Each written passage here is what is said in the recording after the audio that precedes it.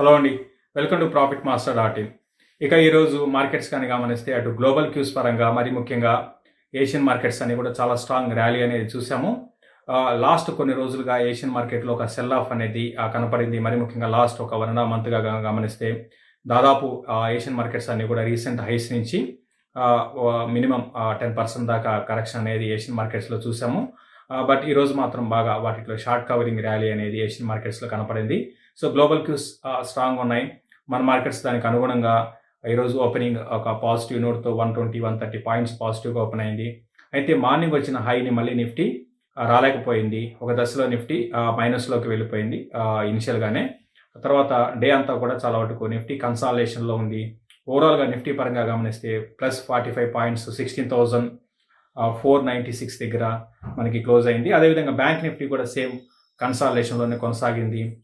35,124 దగ్గర +90 పాయింట్స్ పాజిటివ్గా bank Nifty close అయింది. ఇక ఈ రోజు అంతా కూడా ఇండెక్స్లో పరంగా గమనిస్తే నిఫ్టీకి సంబంధించి టెక్నాలజీ కంపెనీస్ అని చెప్పొచ్చు. నిఫ్టీ పాజిటివ్గా క్లోజ్ కావడానికి కూడా ప్రధాన కారణము టెక్నాలజీ కంపెనీస్. దాదాపు అన్ని ఐటీ కంపెనీస్ అన్ని కూడా ఈరోజు పాజిటివ్గా క్లోజ్ అయినాయి. ఈరోజు టాప్ గెయినర్ కానీ గమనిస్తే హెచ్సిఎల్ టెక్నాలజీస్ 1163 అనమాట, +4%. అదేవిధంగా టీసీఎస్ 2%, అంటే పర్సంటేజ్ పరంగా ఎక్కువ పెరగపోయినా కూడా వెయిటేజ్ పరంగా టీసీఎస్కి నిఫ్టీలో బాగా వెయిటేజ్ ఉంది. సో నెస్లే 2% ఈరోజు గెయిన్స్లో ఉంటే, మరోవైపు వీక్గా ఉన్న స్టాక్స్లో గ్రాసిమ్, అదానీ పోర్ట్స్ లాంటి స్టాక్స్, M&M లాంటి స్టాక్స్ ఈరోజు వీక్గా ఉన్నాయి. ఇక ఓవరాల్గా మనకి సెక్టార్ పరంగా ఓవరాల్గా ఏ సెక్టర్ బాగుంది అంటే ఐటీ కంపెనీస్ దాదాపు అన్నీ కూడా బాగున్నాయి. అయితే కొన్ని మిడ్ క్యాప్ ఐటీ కంపెనీస్లో మాత్రం సెల్లింగ్ అనేది, mid and small cap IT కంపెనీస్లో సెల్లింగ్ అనేది కనపడింది. ఇక ఇక్కడ నుంచి మార్కెట్స్ ఏ విధంగా ఉండేదా దాని ముందు మాట్లాడుకునే ముందు ఓవరాల్గా అంటే నిఫ్టీ పరంగా మనకి ఇంకా మనం చెప్పాలి అంటే లైఫ్ టైం హైస్ దగ్గరే ఉన్నాము. అయితే లాస్ట్ ఒక 1.5 మంత్గా మన మార్కెట్స్లో ఈ మిడ్ అండ్ స్మాల్ క్యాప్లో భారీ సెల్లింగ్ అనేది చూస్తున్నాము. దాదాపు మెజారిటీ స్టాక్స్ అని కూడా 25%, 35% వాటి హైస్ నుంచి కరెక్ట్ అయినాయి. ఇంకా కొన్ని అయితే 40% కూడా లాస్ట్ ఒక 1.5 మంత్లో కరెక్ట్ అయినాయి. మరి ముఖ్యంగా లాస్ట్ 1 వీక్ 10 డేస్ ట్రెండ్ కానీ గమనిస్తే దాదాపు ప్రతిరోజు కూడా mid and small cap stocks భారీగా కరెక్ట్ అవుతున్నాయి. ఈ రోజు కూడా సేమ్ అదే ప్యాటర్న్ మనకు కనపడింది. 285 స్టాక్స్ మాత్రమే ఈరోజు అడ్వాన్సెస్ ఉంటే ఎన్ఎస్సిలో 12-15 స్టాక్స్ డిక్లైన్స్ ఉన్నాయి అనమాట. అంటే ఎన్ని స్టాక్స్ మనకి మైనస్లో ఉన్నాయో మనకు అర్థం చేసుకోవచ్చు. కొన్ని స్టాక్స్ అయితే ఆఫ్టర్నూన్ సెషన్ వరకు స్ట్రాంగ్ అనిపించినా కూడా సడన్గా సెల్ ఆఫ్ అనేది చూసాము. ఫర్ ఎగ్జాంపుల్ లారస్ ల్యాబ్స్ ఉంది, మనకి 2:30 వరకు పర్లేదు అంటే భారీగా పెరిగింది లేదు కానీ, బట్ ఆల్ ఆఫ్ సడన్గా స్టాక్లో సెల్లింగ్ అనేది చూస్తున్నాము. సో మెజారిటీ స్టాక్స్ అన్ని కూడా బాగా కరెక్ట్ అవుతున్నాయి. ఫండమెంటల్స్ రీసెంట్గా ఫండమెంటల్స్ అంటే కొన్ని స్టాక్స్లో బాగా వాల్యుయేషన్స్ ఎక్స్పెన్సివ్ ఏవైతే ఉన్నాయో వాటిలో బాగా కరెక్షన్ అనేది చూస్తున్నాము. దీంతోపాటు బాగా రీటైల్ పార్టిసిపేషన్ ఏవైతే ఉంటాయో, అంటే రీటైల్ ఇన్వెస్టర్స్ బాగా కొన్ని తద్వారా పెరిగిన స్టాక్స్ ఉంటాయో వాటిలో భారీ సెల్లింగ్ అనేది చూస్తున్నాము. సో ఏదేమైనప్పుడు కూడా నిఫ్టీ పరంగా ఇక్కడే ఉంది. మనం నిఫ్టీని చూస్తే లైఫ్ టైం హైలో ఉంది. బట్ మెజారిటీ పోర్ట్ఫోలియోస్ అన్ని కూడా బాగా పడిపోతున్నాయి. సో ఇవన్నీ కూడా ఇన్వెస్ట్మెంట్ అంటే ఒక ఎక్స్పెన్సివ్ స్టాక్స్, తర్వాత బాగా హైప్ వచ్చిన స్టాక్స్లో ఎక్కువ సెల్లింగ్ అనేది మనం రీసెంట్గా లాస్ట్ ఒక 10 డేస్లో మనం గమనిస్తున్నాము. సో ఓవరాల్ ఇక్కడ నుంచి ట్రెండ్ ఏ విధంగా ఉండవచ్చు మార్కెట్స్ పరంగా నేను అనుకోవడం రేంజ్ బౌండ్లోనే. మరి ముఖ్యంగా ఈ వారం అంతా కూడా మనకి ఈ వారంలో F&O క్లోజింగ్ ఉంది. సో రేంజ్ బౌండ్లో కొనసాగే అవకాశాలే ఎక్కువగా ఉన్నాయి. నిఫ్టీ పరంగా హయ్యర్ సైడ్ 16,650 అనమాట, డౌన్ సైడ్ 16,400 అనేది ఒక సపోర్టు, ఇంకా 16,200 అనేది నిఫ్టీకి ఒక సపోర్ట్ ఉంటుంది. అయితే ఇక్కడ మనం గమనించాల్సింది నిఫ్టీని కాదు, స్టాక్స్ని గమనించండి. ఇప్పుడైనా సరే మనం గత కొన్ని రోజులుగా, ఇంకా చెప్పాలంటే లాస్ట్ 1 మంత్గా మనం చెప్తూనే ఉన్నాము, ఈ జంక్ స్టాక్స్లో ఎగ్జిట్ కాండి. ఇప్పుడైనా సరే ప్రాఫిట్ ఉన్న వాటిలో ప్రాఫిట్ తగ్గిండొచ్చు మీకు, బట్ ఇంకా ప్రాఫిట్లో ఉండే ఉంటారు. సో అటువంటి స్టాక్స్లో మీరు ఎగ్జిట్ కండి. అబ్నార్మల్గా పెరిగిన స్టాక్స్లో కొనాకండి, ఫ్రెష్గా కొనాకండి.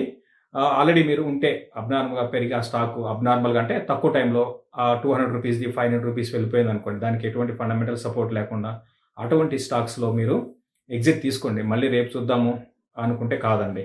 సో అటువంటి స్టాక్స్కి దూరంగా ఉండండి. ప్రస్తుతానికి మిడ్ అండ్ స్మాల్ క్యాప్ స్టాక్స్కి దూరంగా ఉండండి. చాలామంది ఇంకోటి ఏంటంటే యావరేజ్ చేయాలని అడుగుతున్నారు. అది యావరేజ్ చేయడం అనేది కరెక్ట్ కాదండి. మీరు ఒకసారి ఆలోచించండి. నిఫ్టీ ఏమాత్రం కూడా పడలేదు. సో స్టాక్ మార్కెట్లో ఎలా ఉంటుందంటే ఒక ఒక ఒక టైం అంతా కూడా బుల్ మార్కెట్ ఉంటుంది. Bull market followed by bear market ఉంటుంది. తర్వాత కన్సాలిడేషన్ ఉంటుంది. ఈ విధంగా ఉంటాయండి. సో మనం ఇప్పుడు ఏంటంటే నిఫ్టీ పరంగా ఇక్కడే ఉంది. బట్ స్టాక్స్ పడుతున్నాయి అన్నమాట. సో ఈ ట్రెండ్ అనేది కొన్ని రోజులు కొనసాగుతుంది. ఎంతవరకు కొనసాగుతుంది ఏంటి అనేది ఇప్పుడే చెప్పలేము. కాబట్టి ఫ్రెష్గా యావరేజ్ అయితే చేయకండి. అట్ ద సేమ్ టైం ఈ వీక్ స్టాక్స్లో ఎగ్జిట్ కావండి. ఇప్పుడైనా సరే ఎగ్జిట్ కమ్మని చెప్తాను. ఇక రెగ్యులర్గా మనల్ని అడుగుతున్న స్టాక్స్లో ఈరోజు క్యాడిలా గురించి చాలామంది అడుగుతున్నారు. సో క్యాడిలా అనేది ఇది ఒక ఇన్వెస్ట్మెంట్ స్టాక్ అండి. మనం స్టాక్ మార్కెట్లో 2 రకాలుగా చూడాల్సి ఉంటుంది. ఇన్వెస్ట్మెంట్ స్టాక్ ఒకటి ఉంటాయి, కొన్ని ఏంటంటే ఒక టైంలో పెరుగుతాయి, తర్వాత ఇంకా పెరగవండి. సో ఆ ఇన్వెస్ట్మెంట్ స్టాక్స్లో భాగంగా క్యాడిలాని ఇన్వెస్ట్మెంట్ స్టాక్ అని నేను కన్సిడర్ చేయాల్సి ఉంటుంది. ఇన్వెస్ట్మెంట్ స్టాక్స్ అంటే ఏంటి? క్యాడిలా కానివ్వండి, ఏషియన్ పెయింట్స్, టైటాను, సో దివి ల్యాబ్స్, ఇవన్నీ కూడా ఇన్వెస్ట్మెంట్ స్టాక్సేనండి. ఇవి మధ్యలో పడుతూ ఉంటాయి, మళ్ళీ పెరుగుతూ ఉంటాయి. సో కొన్ని స్టాక్స్ ఉంటాయండి. అవి ఎట్లుంటాయంటే మెజారిటీ మిడిల్ స్మాల్ క్యాప్ అన్నీ కూడా ఏంటంటే ఒక టైంలో పెరుగుతాయి, ఒక ఇయర్లో పెరుగుతాయి, నెక్స్ట్ ఇయర్లో ఇంకా పెరగవు, ఇంకా మళ్ళీ ఎప్పుడు కూడా పెరగవు. ఎవరన్నా హయ్యర్ లెవెల్స్లో కొనుంటే మళ్ళీ ఆ రేటు కూడా రావండి, లైఫ్లో కూడా రావు.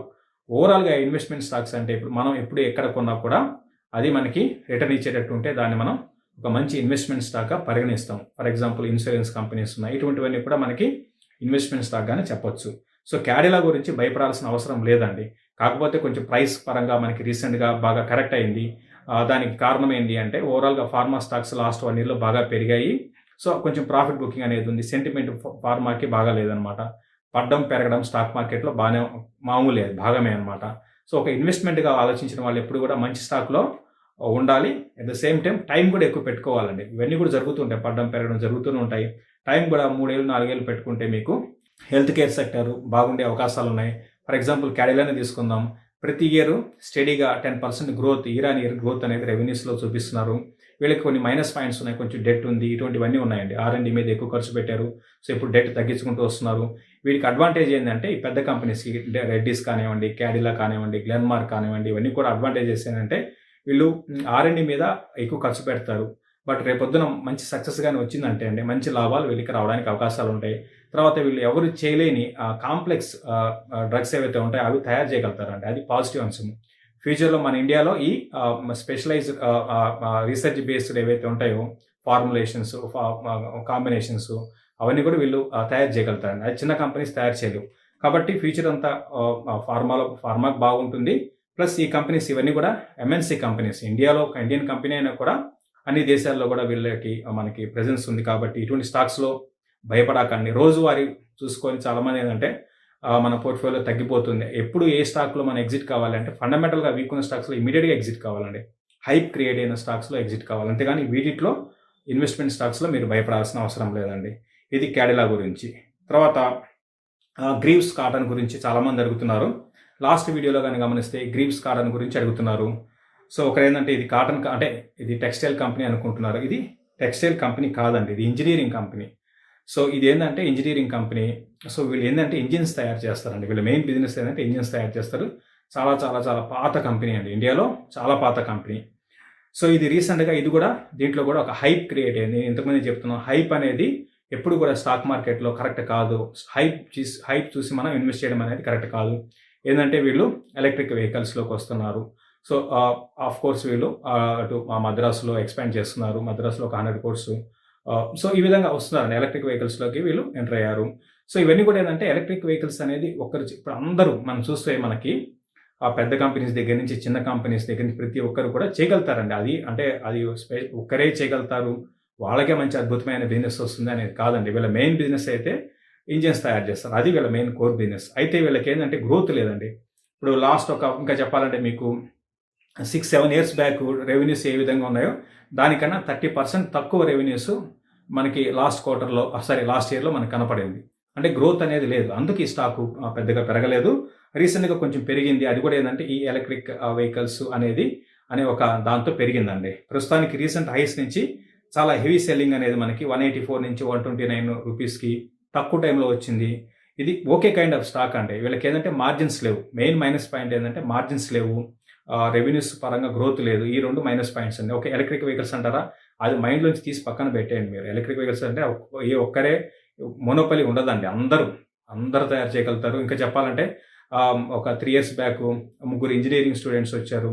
వాళ్ళకి ఫండింగ్ కోసం వచ్చారు. వాళ్ళు ఒక ఆటో పార్ట్స్‌ని, ఎలక్ట్రిక్ వెహికల్ వాళ్ళు ఓన్‌గా తయారు చేసి ఒక కాన్సెప్ట్ నాతో చెప్పడం జరిగింది. అంటే ఎందుకు చెప్తున్నానంటే ఇదంతా కూడా ఇదంతా ఏంటంటే ఒక హైప్ అనేది ఏ సెక్టర్ కూడా మంచిది కాదు. కాబట్టి ఏంటంటే హైప్ చూసి మీరు ఇన్వెస్ట్ చేయకండి. ఓవరాల్‌గా గ్రీవ్స్ కాటన్ షార్ట్ టర్మ్ వీక్‌గా ఉండే అవకాశాలు ఉన్నాయండి. మళ్ళీ లాంగ్ టర్మ్‌లో మరి ఎప్పుడో 2 to 3 yearsలో మళ్ళీ పెరగచ్చేమో. మార్జిన్స్ పెరిగితే తప్ప ఈ స్టాకు పెరిగే అవకాశం అయితే లేదండి. ఇది గ్రీవ్స్ కాటన్ గురించి. ఇక దేవయాని ఇంటర్నేషనల్ గురించి అడుగుతున్నారు. దేవయాని ఇంటర్నేషనల్ ఇది రీసెంట్ లిస్టెడ్ కంపెనీ అండి. ఓవరాల్గా దీని గురించి చాలామందికి తెలిసే ఉంటుంది, ఎందుకంటే రీసెంట్ లిస్ట్ అయింది కాబట్టి. వీళ్ళ మెయిన్ బిజినెస్ అంటే ఫ్రాంచైజీ మోడల్ అనమాట. ఇండియాలో చెప్పాలంటే అటు కేఎఫ్సి తర్వాత పిజ్జా హట్ అనేది వీళ్ళ మెయిన్ బిజినెస్ అనమాట. ఎక్కువగా అందులో మరి ముఖ్యంగా కేఎఫ్సి అనేది వీళ్ళకి మెయిన్ ఎక్కువ రెవెన్యూస్ వచ్చాయి. అయితే కేఎఫ్సి స్టార్టింగ్లో కొంచెం ఫెయిల్ అయిన కాన్సెప్ట్ అని చెప్పొచ్చు అండి, ఎందుకంటే చాలా అవుట్లెట్స్, చాలా ఫ్రాంచైజీలు క్లోజ్ అయినాయి బిజినెస్ లేక. అయితే లాస్ట్ ఒక 2 yearsలో కొంచెం మళ్ళీ పుంజుకుందని చెప్పొచ్చు. ఓవరాల్గా ఈ కంపెనీ పరంగా వాల్యుయేషన్స్ మనం చెప్పలేము, ఎందుకంటే ఆల్రెడీ లాస్లో ఉంది.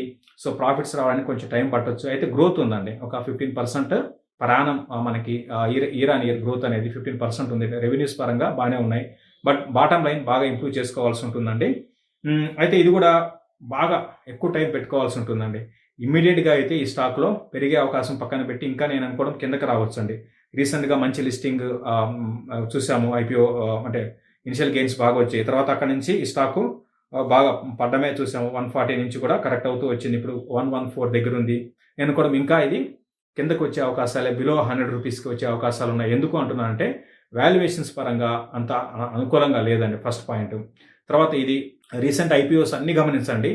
90% ఐపీఓస్ అంతా కూడా ఓఎఫ్ఎస్ అంటే ఆఫర్ ఫర్ సేల్ అనమాట. అంటే ప్రమోటర్ ఎగ్జిట్ కావడమో, లేకపోతే ఇంతకుముందు ఎవరైతే ఈ కంపెనీలో ఇన్వెస్ట్ చేసిన ప్రైవేట్ ఈక్విటీ వాళ్ళు కానివ్వండి, హై నెట్వర్త్ ఇండివిజువల్స్ కానివ్వండి, వాళ్ళు ఎగ్జిట్ అవుతున్నారు. సేమ్ దేవయానిలో కూడా అదే జరిగింది.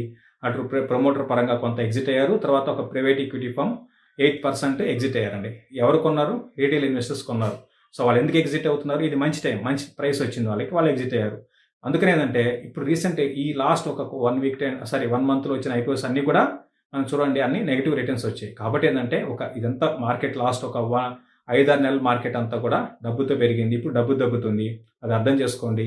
సో ఎప్పుడైనా సరే మీరు ఈ హైప్ క్రియేట్ అయిన స్టాక్స్లోను ఈ ఎలక్ట్రిక్ వెహికల్స్ థీమ్, తర్వాత మనకి ఈ షుగర్ కంపెనీస్ అని ఇవన్నీ కూడా ఏంటంటే అప్పటికప్పుడు పెరుగుతాయి, మళ్ళీ పడిపోతాయి. అట్లా ఇన్వెస్ట్ చేయకండి. ఎప్పుడు కూడా బిజినెస్ని నమ్ముకోండి, ఫ్యూచర్ నమ్ముకోండి. అంటే ఆ సెక్టర్కి ఫ్యూచర్ ఉంటుంది, అది చూసుకోవాలి. కానీ హైప్తో ఇన్వెస్ట్మెంట్ ఎప్పుడు కూడా కరెక్ట్ కాదండి. ఇది క్లోజింగ్ రిపోర్ట్ అండి. ఇక 4th, 5th అంటే నెక్స్ట్ వచ్చే నెల 4-5 తారీఖుల్లో విజయవాడలో ఇన్వెస్టర్స్ అండ్ ట్రేడర్స్ మీట్ ఉందండి. సో గతంలో మనం ఈ విజయవాడలో ఒకటి నిర్వహించాము, మార్చిలో చాలా సక్సెస్ఫుల్గా మనకి నిర్వహించాము. తర్వాత ఇది 2వది అనమాట విజయవాడలో. ఈ వచ్చే నెల 4-5 September 4th, 5th first day రోజు టెక్నికల్తో పాటు ఫ్యూచర్ అండ్ ఆప్షన్స్ బేసిక్స్ ఉంటాయండి. తర్వాత 5th కంప్లీట్గా ఫండమెంటల్ అనాలిసిస్. ఇప్పుడే మనం అనుకుంటున్నాం అసలు ఇన్వెస్ట్మెంట్ స్టాక్స్ అంటే ఏంటి, ఎటువంటి స్టాక్స్లో మనం లాంగ్ టర్మ్కి ఇప్పుడున్న పరిస్థితిలో కూడా ఇన్వెస్ట్ చేయొచ్చు, ఎటువంటి స్టాక్స్లో మనం ఎగ్జిట్ కావాలి. సో మెజారిటీ 90%, 95% స్టాక్స్ అన్ని కూడా మిడ్ అండ్ స్మాల్ క్యాప్ రీసెంట్గా భారీగా పడుతున్నాయి అనమాట. సో మన పోర్ట్ఫోలియోని ఏ విధంగా బ్యాలెన్స్ చేసుకోవాలి, ఇటువంటి అంశాలన్నీ కూడా మనం ఫండమెంటల్ డే రోజు మాట్లాడుకుంటాం. కాబట్టి ప్రతి ఒక్కరు కూడా ఈ ఇన్వెస్టర్స్ అండ్ ట్రేడర్స్ మీట్కి హాజరు కావడానికి ప్రయత్నించేయండి. దానికి సంబంధించిన ఇన్ఫర్మేషన్ కింద మెసేజ్ బాక్స్లో ఉంటుంది, ఒకసారి చూడమని చెప్తాను. థ్యాంక్ యూ అండి. స్టాక్ మార్కెట్ ఆల నుంచి ఆల్గో ట్రేడింగ్ వరకు అన్నింటికీ ఏకైక వేదిక profitmaster.in. Please like, subscribe and share our videos.